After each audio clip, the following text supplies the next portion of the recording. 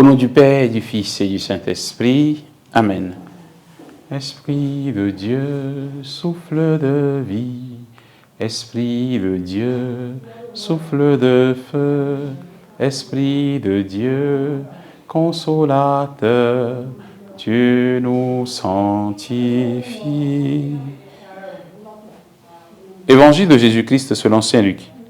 Un jour de sabbat, Jésus traversait les champs. Ses disciples arrachaient les épis et les mangeaient après les avoir froissés dans leurs mains.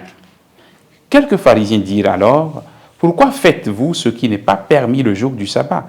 Jésus leur répondit, « N'avez-vous pas lu ce que fit David un jour qu'il eut faim, lui-même et ceux qui l'accompagnaient?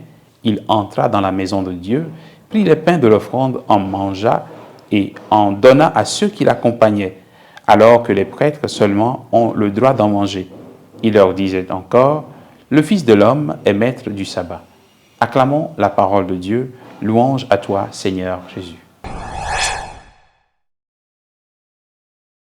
Bien, chers frères et sœurs en Christ, nous sommes aujourd'hui le samedi 3 septembre.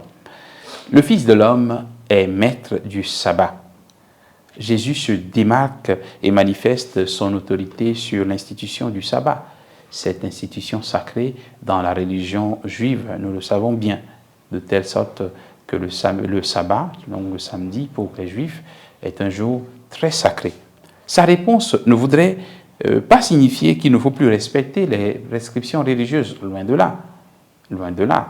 Lui-même, beaucoup de fois, le jour du sabbat, il allait à la synagogue, ce qui est recommandé dans la tradition.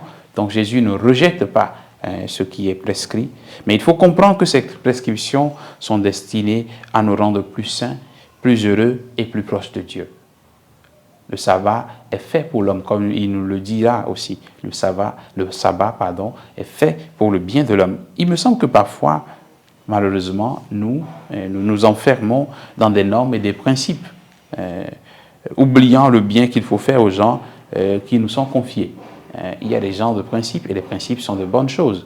Mais parfois, on tient tellement aux principes qu'on fait du mal aux gens. C'est un grand danger pour nous qui sommes responsables de communautés chrétiennes, responsables d'églises, et nous qui sommes responsables de groupes humains, d'associations, responsables même de familles. C'est un grand danger de rester enfermés dans des principes en oubliant le bien que nous pouvons faire aux gens qui nous sont confiés. Nous pensons que nos principes, parfois, sont tellement sacrés qu'ils sont au-dessus de la charité et du bien que nous pouvons vraiment faire à nos frères et sœurs.